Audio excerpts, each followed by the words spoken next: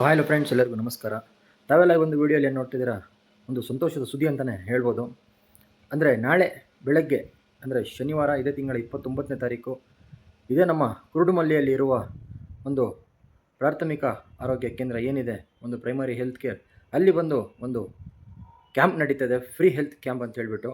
ಅದರಲ್ಲಿ ಆರೋಗ್ಯ ತಪಾಸಣೆ ಎಲ್ಲ ಫ್ರೀ ಇರುತ್ತೆ. ಒಂದು ಬ್ಲಡ್ ಚೆಕಪ್ಪು ನೀವು ಆಚೆ ಮಾಡಿಸ್ಬೇಕಂದ್ರೆ ಕೂಡ ಒಂದು 500ರಿಂದ 1000 ರೂಪಾಯಿ ಕೊಡಬೇಕು.